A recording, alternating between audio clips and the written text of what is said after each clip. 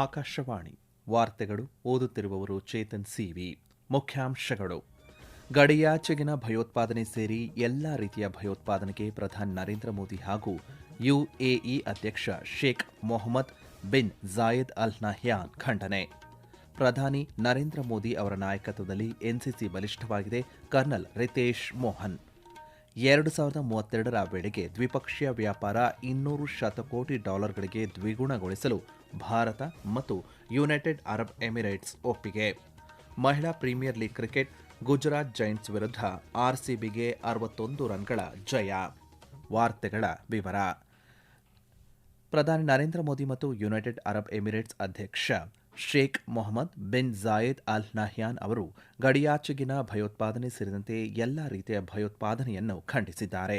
ಯಾವುದೇ ದೇಶವು ಭಯೋತ್ಪಾದಕ ಕೃತ್ಯಗಳಿಗೆ ಹಣಕಾಸು ಒದಗಿಸುವ, ಯೋಜಿಸುವ, ಬೆಂಬಲಿಸುವ ಅಥವಾ ಎಸಗುವವರಿಗೆ ಸುರಕ್ಷಿತ ಆಶ್ರಯ ತಾಣವನ್ನು ಒದಗಿಸಬಾರದು ಎಂದು ಇಬ್ಬರೂ ನಾಯಕರು ಒತ್ತಿ ಹೇಳಿದ್ದಾರೆ. ಭಯೋತ್ಪಾದನೆಗೆ ಹಣಕಾಸು ನೆರವು ನೀಡುವುದನ್ನು ತಡೆಯಲು ಮತ್ತು ಹಣಕಾಸು ವರ್ಗಾವಣೆ ವಿರೋಧಿ ಪ್ರಯತ್ನಗಳನ್ನು ಬಲಪಡಿಸಲು ಹಣಕಾಸು ಕ್ರಿಯಾ ಕಾರ್ಯಪಡೆಯ ಚೌಕಟ್ಟಿನೊಳಗೆ ಸಹಕಾರವನ್ನು ಮುಂದುವರಿಸಲು ಇಬ್ಬರು ನಾಯಕರು ಒಪ್ಪಿಗೆ ಸೂಚಿಸಿದ್ದಾರೆ. ಸೂಕ್ಷ್ಮ, ಸಣ್ಣ ಮತ್ತು ಮಧ್ಯಮ ವಲಯದ ಉದ್ಯಮಗಳನ್ನು ಸಂಪರ್ಕಿಸುವ ನಿಟ್ಟಿನಲ್ಲಿ ಕೆಲಸ ಮಾಡುವಂತೆ ಉಭಯ ನಾಯಕರು ಕರೆ ನೀಡಿದ್ದಾರೆ.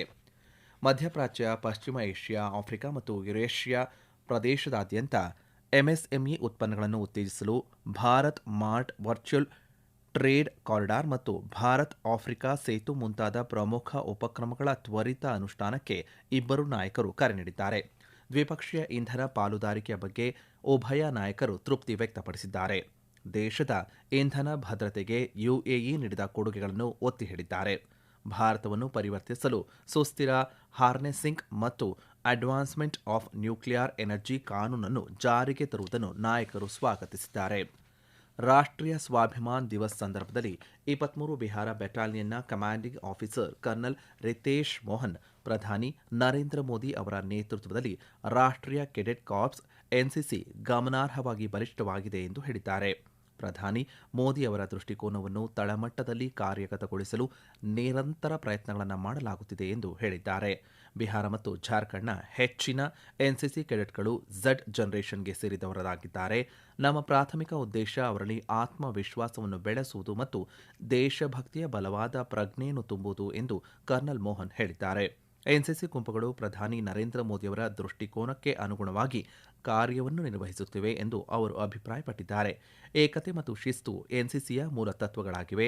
ರಾಷ್ಟ್ರಮಟ್ಟದಲ್ಲಿ ಕೆಡೆಟ್ಗಳ ಪಾತ್ರದ ಬಗ್ಗೆಯೂ ಅವರಿಗೆ ಅರಿವು ಮೂಡಿಸಲಾಗುತ್ತದೆ. ಪ್ರಸ್ತುತ ಜಾಗತಿಕ ಸನ್ನಿವೇಶದಲ್ಲಿ ಭಾರತೀಯ ಯುವಕರು ದೇಶದ ಏಕತೆ ಮತ್ತು ಸಮಗ್ರತೆಯನ್ನು ಹೇಗೆ ಕಾಪಾಡಿಕೊಳ್ಳಬೇಕು ಎಂಬುದನ್ನು ಅರ್ಥ ಮಾಡಿಕೊಳ್ಳುವುದು ಮುಖ್ಯವಾಗಿದೆ ಮತ್ತು ಇದರಲ್ಲಿ ಪ್ರಮುಖ ಪಾತ್ರವನ್ನು ವಹಿಸಲಾಗುತ್ತಿದೆ ಎಂದು ಅವರು ಹೇಳಿದ್ದಾರೆ. ಕರ್ನಲ್ ಮೋಹನ್ ಎನ್ಸಿಸಿಯನ್ನು ರಾಷ್ಟ್ರೀಯ ಹೆಮ್ಮೆಯ ಸಂಕೇತವೆಂದು ಬಣ್ಣಿಸಿದ್ದಾರೆ.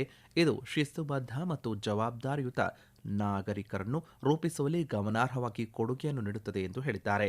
ಒಂದೇ ಬೆಟಾಲಿಯನ್ ಸುಮಾರು 3,000 ಕೆಡೆಟ್ಗಳನ್ನು ಹೊಂದಿದೆ. ಅದರಲ್ಲಿ ಸುಮಾರು 40% ಹುಡುಗಿಯರು ಎಂದು ಅವರು ಮಾಹಿತಿಯನ್ನು ನೀಡಿದ್ದಾರೆ. ನಾವು ನಮ್ಮ ಸಂಪರ್ಕವನ್ನು ಹೆಚ್ಚು ಶಾಲೆಗಳಿಗೆ ನಿರಂತರವಾಗಿ ವಿಸ್ತರಿಸುತ್ತಿದ್ದೇವೆ ಎಂದು ಅವರು ಈ ಸಂದರ್ಭದಲ್ಲಿ ಹೇಳಿದ್ದಾರೆ. ಭಾರತ ಮತ್ತು ಯುನೈಟೆಡ್ ಅರಬ್ ಎಮಿರೇಟ್ಸ್ ಯುಎಇ 2032ರ ವೇಳೆಗೆ ದ್ವಿಪಕ್ಷೀಯ ವ್ಯಾಪಾರವನ್ನು $200 ಶತಕೋಟಿ ಗಳಿಗೆ ದ್ವಿಗುಣಗೊಳಿಸಲು ಒಪ್ಪಿಕೊಂಡಿವೆ. ಪ್ರಧಾನಿ ನರೇಂದ್ರ ಮೋದಿ ಮತ್ತು ಯುನೈಟೆಡ್ ಅರಬ್ ಎಮಿರೇಟ್ಸ್ ಅಧ್ಯಕ್ಷ Sheikh Mohamed bin Zayed Al Nahyan ನಡುವೆ ನವದೆಹಲಿಯಲ್ಲಿ ನಡೆದಂಥ ನಿಯೋಗ ಮಟ್ಟದ ಮಾತುಕತೆಯ ಸಂದರ್ಭದಲ್ಲಿ ಈ ನಿರ್ಧಾರವನ್ನು ತೆಗೆದುಕೊಳ್ಳಲಾಗಿದೆ. ಸಭೆಯ ಸಮಯದಲ್ಲಿ ಭಾರತ ಮತ್ತು ಯುಎಇ ನಡುವೆ ರಕ್ಷಣೆ, ಬಾಹ್ಯಾಕಾಶ, ಇಂಧನ ಮತ್ತು ಆಹಾರ ಸುರಕ್ಷತೆ ಕ್ಷೇತ್ರಗಳಲ್ಲಿ ಹಲವಾರು ಒಪ್ಪಂದಗಳಿಗೆ ಸಹಿ ಹಾಕಲಾಯಿತು. ಸಭೆಯ ಕುರಿತು ಮಾಧ್ಯಮಗಳಿಗೆ ಮಾಹಿತಿ ನೀಡಿದ ವಿದೇಶಾಂಗ ಕಾರ್ಯದರ್ಶಿ ವಿಕ್ರಮ್ ಮಿಶ್ರಿ, ಎರಡೂ ದೇಶಗಳ ನಡುವಿನ ಕಾರ್ಯತಂತ್ರದ ರಕ್ಷಣಾ ಪಾಲುದಾರಿಕೆಯ ಚೌಕಟ್ಟಿನ ಒಪ್ಪಂದವನ್ನು ತೀರ್ಮಾನಿಸಲು ಉದ್ದೇಶಿತ ಪತ್ರಕ್ಕೆ ಸಹಿ ಹಾಕಲಾಗಿದೆ ಎಂದು ತಿಳಿಸಿದ್ದಾರೆ. ಬಾಹ್ಯಾಕಾಶ, ಮೂಲಸೌಕರ್ಯ ಅಭಿವೃದ್ಧಿ ಮತ್ತು ಅದರ ವಾಣಿಜ್ಯೀಕರಣದ ಜಂಟಿ ಉಪಕ್ರಮಗಳ ಕುರಿತು ಉದ್ದೇಶಿತ ಪತ್ರಕ್ಕೂ ಸಹಿ ಹಾಕಲಾಗಿದೆ. HPCL ಇಂಡಿಯಾ ಮತ್ತು ಅಡ್ನಾಕ್ ಗ್ಯಾಸ್ ಯುಎಇ ನಡುವೆ ಎರಡೂ ರಾಷ್ಟ್ರಗಳು ಮಾರಾಟ ಮತ್ತು ಖರೀದಿ ಒಪ್ಪಂದಕ್ಕೂ ಸಹಿ ಹಾಕಿವೆ. ಭಾರತದಲ್ಲಿ ಸೂಪರ್ ಕಂಪ್ಯೂಟಿಂಗ್ ಕ್ಲಸ್ಟರ್ ಸ್ಥಾಪಿಸಲು ಭಾರತ ಮತ್ತು ಯುಎಇ ಒಪ್ಪಿಕೊಂಡಿವೆ ಎಂದು ಅವರು ಹೇಳಿದ್ದಾರೆ. ಈ ವಾರ್ತೆಯನ್ನು ಆಕಾಶವಾಣಿಯಿಂದ ಕೇಳುತ್ತಿದ್ದೀರಿ. ನಮ್ಮ ಎಲ್ಲ ರಾಷ್ಟ್ರೀಯ ವಾರ್ತೆಗಳು ಹಾಗೂ ಪ್ರದೇಶ ಸಮಾಚಾರ ಈಗ ಆಕಾಶವಾಣಿ ನ್ಯೂಸ್ ಕನ್ನಡ ಯೂಟ್ಯೂಬ್ ಚಾನೆಲ್ನಲ್ಲಿ ಲಭ್ಯ. ನಮ್ಮ ಎಕ್ಸ್ ಖಾತೆ ಮತ್ತು ಇನ್ಸ್ಟಾಗ್ರಾಂ ಖಾತೆ ಆಕಾಶವಾಣಿ ನ್ಯೂಸ್ ಕನ್ನಡ. ಹೆಚ್ಚಿನ ಮಾಹಿತಿಗಾಗಿ ನಮ್ಮ ಫೇಸ್ಬುಕ್ ಖಾತೆ ಆಕಾಶವಾಣಿ ವಾರ್ತೆ ಕನ್ನಡವನ್ನು ಅನುಸರಿಸಿ. ಮಾಹಿತಿಗಳ ಹೂರಣ, ವಾರದ ಕಾರ್ಯಕ್ರಮ, ಪ್ರಚಲಿತ ವಿದ್ಯಮಾನ ಪ್ರತಿ ಬುಧವಾರ ರಾತ್ರಿ 9:15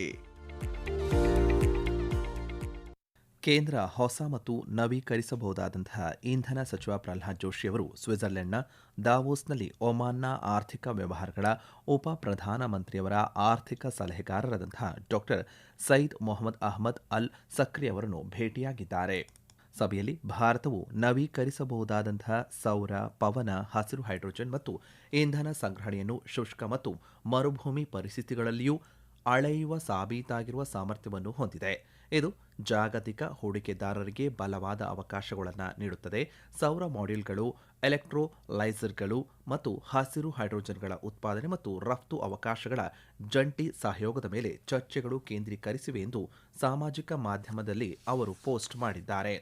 ಈ ವರ್ಷ ನವದೆಹಲಿಯ ಕರ್ತವ್ಯ ಪಥದಲ್ಲಿ ನಡೆಯಲಿರುವ 77ನೇ ಗಣರಾಜ್ಯೋತ್ಸವದ ಮೆರವಣಿಗೆಯನ್ನು ವೀಕ್ಷಿಸಲು ಸುಮಾರು 10,000 ವಿಶೇಷ ಅತಿಥಿಗಳನ್ನು ಆಹ್ವಾನಿಸಲಾಗಿದೆ ಎಂದು ರಕ್ಷಣಾ ಸಚಿವಾಲಯ ಮಾಹಿತಿ ಹಂಚಿಕೊಂಡಿದೆ. ಆದಾಯ ಮತ್ತು ಉದ್ಯೋಗ ಸೃಷ್ಟಿಯಲ್ಲಿ ಅನುಕರಣೀಯ ಕೆಲಸ ಮಾಡಿದವರು, ಅತ್ಯುತ್ತಮ ನಾವೀನ್ಯಕಾರರು, ನವೋದ್ಯಮಗಳು, ಸ್ವಸಹಾಯ ಗುಂಪುಗಳು ಮತ್ತು ವಿವಿಧ ಸರ್ಕಾರಿ ಉಪಕ್ರಮಗಳ ಅಡಿಯಲ್ಲಿ ಅತ್ಯುತ್ತಮ ಪ್ರದರ್ಶನ ನೀಡಿದವರು ಅತಿಥಿಗಳಲ್ಲಿ ಸೇರಿದ್ದಾರೆ. ವಿಶೇಷ ಅತಿಥಿಗಳಲ್ಲಿ ವಿಶ್ವ ಅಥ್ಲೆಟಿಕ್ ಪ್ಯಾರಾ ಚಾಂಪಿಯನ್ಶಿಪ್ ವಿಜೇತರು, ತೃತೀಯ ಲಿಂಗಿಗಳು ಮತ್ತು ಪಿಎಂ ಸ್ಮೈಲ್ ಯೋಜನೆಯಡಿ ಪುನರ್ವಸತಿ ಪಡೆದ ಭಿಕ್ಷುಕರು, ನೈಸರ್ಗಿಕ ಕೃಷಿಯಲ್ಲಿ ತೊಡಗಿರುವ ರೈತರು ಸೇರಿದಂತೆ ಇತರರು ಸೇರಿದ್ದಾರೆ. ಮಾಜಿ ರಾಷ್ಟ್ರಪತಿ ರಾಮನಾಥ್ ಕೋವಿಂದ್ ಅವರು ನವದೆಹಲಿಯಲ್ಲಿ ಜವಾಬ್ದಾರಿಯುತ ರಾಷ್ಟ್ರಗಳ ಸೂಚ್ಯಂಕವನ್ನು ಬಿಡುಗಡೆ ಮಾಡಿದ್ದಾರೆ. ಈ ಸಂದರ್ಭದಲ್ಲಿ ಮಾತನಾಡಿದ ಅವರು, ಆರ್ಎನ್ಐ ಮಾನವೀಯತೆಯ ಕಡೆಗೆ ದೇಶದ ಜವಾಬ್ದಾರಿಯುತ ನಡವಳಿಕೆಯನ್ನು ಉತ್ತೇಜಿಸುವ, ಗಮನ ಹರಿಸುವ ಪ್ರಮುಖ ಸೂಚ್ಯಂಕವಾಗಿದೆ ಎಂದು ಹೇಳಿದ್ದಾರೆ. ಸುಸ್ಥಿರ ರಾಷ್ಟ್ರೀಯ ಮತ್ತು ಜಾಗತಿಕ ಭವಿಷ್ಯವನ್ನು ರೂಪಿಸುವಲ್ಲಿ ನೈತಿಕ ಆಡಳಿತ, ಅಂತರ್ಗತ ಅಭಿವೃದ್ಧಿ ಮತ್ತು ನೈತಿಕ ಜವಾಬ್ದಾರಿಯ ಮಹತ್ವವನ್ನು ಕೋವಿಂದ್ ಒತ್ತಿ ಹೇಳಿದ್ದಾರೆ. ವಡೋದರದ ಬಿಸಿಎ ಕ್ರೀಡಾಂಗಣದಲ್ಲಿ ನಡೆದಂತಹ ಮಹಿಳಾ ಪ್ರೀಮಿಯರ್ ಲೀಗ್ನಲ್ಲಿ ರಾಯಲ್ ಚಾಲೆಂಜರ್ಸ್ ಬೆಂಗಳೂರು ತಂಡವು ಗುಜರಾತ್ ಜೈಂಟ್ಸ್ ತಂಡವನ್ನು 61 ರನ್ಗಳಿಂದ ಮಣಿಸಿದೆ. ಮೊದಲು ಬ್ಯಾಟಿಂಗ್ ಮಾಡಿದ ಆರ್ಸಿಬಿ ನಿಗದಿತ 20 ಓವರ್ಗಳಲ್ಲಿ 6 ವಿಕೆಟ್ಗಳಿಗೆ 178 ರನ್ ಗಳಿಸಿತು. ಬೆಂಗಳೂರು ಪರ ಗೌತಮಿ ನಾಯಕ್ 55 ಎಸೆತಗಳಲ್ಲಿ 73 ರನ್ ಗಳಿಸಿ ಅಗ್ರ ಸ್ಕೋರರ್ ಆದರು. ರಿಚಾ ಘೋಷ್ 27 ರನ್ ಗಳಿಸಿದರೆ ನಾಯಕಿ ಸ್ಮೃತಿ ಮಂದಾನ 26 ರನ್ ಗಳಿಸಿದರು. ಗುಜರಾತ್ ಜೈಂಟ್ಸ್ ಪರ ನಾಯಕಿ ಆಶ್ಲೆ ಗಾರ್ಡ್ನರ್ ಮತ್ತು ಕಾಶ್ವಿ ಗೌತಮ್ ತಲಾ 2 ವಿಕೆಟ್ ಅನ್ನು ಪಡೆದರು. 179 ರನ್ಗಳ ಗುರಿಯನ್ನು ಬೆನ್ನಹತ್ತಿದಂತಹ ಗುಜರಾತ್ ಜೈಂಟ್ಸ್ ತಂಡವು ಕೇವಲ 3 ಓವರ್ಗಳಲ್ಲಿ 5 ರನ್ಗಳಿಗೆ 3 ವಿಕೆಟ್ಗಳನ್ನು ಕಳೆದುಕೊಂಡಿತು. 20 ಓವರ್ಗಳಲ್ಲಿ 8 ವಿಕೆಟ್ಗಳಿಗೆ 117 ರನ್ ಗಳಿಸುವಲ್ಲಿ ಯಶಸ್ವಿಯಾಯಿತು. ಗುಜರಾತ್ ಜೈಂಟ್ಸ್ ಪರ ಆಶ್ಲೆ ಗಾರ್ಡ್ನರ್ 54 ರನ್ಗಳಿಂದ ಅಗ್ರ ಸ್ಕೋರರ್ ಆದರು. ಇಂದು ನಡೆಯಲಿರುವಂತಹ ಪಂದ್ಯದಲ್ಲಿ ಡೆಲ್ಲಿ ಕ್ಯಾಪಿಟಲ್ಸ್ ತಂಡವು ಮುಂಬೈ ಇಂಡಿಯನ್ಸ್ ವಿರುದ್ಧ ವಡೋದರದ ಕೋಟಂಬಿಯಲ್ಲಿರುವಂತಹ ಬಿಸಿಎ ಕ್ರೀಡಾಂಗಣದಲ್ಲಿ ಸೆಣಸಾಟ ನಡೆಸಲಿದೆ. ಪಂದ್ಯ ಸಂಜೆ 7:30 ಆರಂಭವಾಗಲಿದೆ. ಖೇಲೋ ಇಂಡಿಯಾ ಚಳಿಗಾಲದ ಕ್ರೀಡಾಕೂಟ 2026ರ ಮೊದಲ ಹಂತವು ಇಂದು ಲಡಾಖ್ನ ಲೇಹ್ನಲ್ಲಿ ಆರಂಭವಾಗಲಿದೆ. ತರಬೇತುದಾರರು ಮತ್ತು ತಾಂತ್ರಿಕ ಅಧಿಕಾರಿಗಳು ಸೇರಿದಂತೆ 1000ಕ್ಕೂ ಹೆಚ್ಚು ಪುರುಷ ಮತ್ತು ಮಹಿಳಾ ಕ್ರೀಡಾಪಟುಗಳು ಈ ಆವೃತ್ತಿಯಲ್ಲಿ ಭಾಗಿಯಾಗಲಿದ್ದಾರೆ. ಈ ವರ್ಷದ ಹೊಸ ಆಕರ್ಷಣೆ ಎಂದರೆ ಒಲಿಂಪಿಕ್ ಕ್ರೀಡಾಕೂಟವಾದ ಫಿಗರ್ ಸ್ಕೇಟಿಂಗ್ ಅನ್ನು ಪರಿಚಯಿಸಿರುವುದು. ಸ್ಕೇಟಿಂಗ್ ಮತ್ತು ಹಾಕಿ ಎರಡೂ ಐಸ್ ಕ್ರೀಡೆಗಳಲ್ಲಿ 472 ಕ್ರೀಡಾಪಟುಗಳು ಭಾಗಿಯಾಗಲಿದ್ದಾರೆ. ಕೊನೆಯಲ್ಲಿ ಮತ್ತೊಮ್ಮೆ ಮುಖ್ಯಾಂಶಗಳು. ಗಡಿಯಾಚೆಗಿನ ಭಯೋತ್ಪಾದನೆ ಸೇರಿ ಎಲ್ಲ ರೀತಿಯ ಭಯೋತ್ಪಾದನೆಗೆ ಪ್ರಧಾನಿ ನರೇಂದ್ರ ಮೋದಿ ಹಾಗೂ ಯುಎಇ ಅಧ್ಯಕ್ಷ Sheikh Mohamed bin Zayed Al Nahyan ಖಂಡನೆ. ಪ್ರಧಾನಿ ಮೋದಿ ಅವರ ನಾಯಕತ್ವದಲ್ಲಿ ಎನ್ಸಿಸಿ ಬಲಿಷ್ಠವಾಗಿದೆ. ಕರ್ನಲ್ ರಿತೇಶ್ ಮೋಹನ್. 2032ರ ವೇಳೆಗೆ ದ್ವಿಪಕ್ಷೀಯ ವ್ಯಾಪಾರ $200 ಶತಕೋಟಿ ದ್ವಿಗುಣಗೊಳಿಸಲು ಭಾರತ ಮತ್ತು ಯುನೈಟೆಡ್ ಅರಬ್ ಎಮಿರೇಟ್ಸ್ ಒಪ್ಪಿಗೆ. ಮಹಿಳಾ Premier League cricket Gujarat Giants ವಿರುದ್ಧ ಆರ್ಸಿಬಿಗೆ 61 ರನ್ಗಳ ಜಯ. ಇಲ್ಲಿಗೆ ವಾರ್ತಾ ಪ್ರಸಾರ ಮುಕ್ತಾಯವಾಯಿತು. ನಮ್ಮ ಮುಂದಿನ ವಾರ್ತಾ ಪ್ರಸಾರ ಮಧ್ಯಾಹ್ನ 12 ಗಂಟೆಗೆ.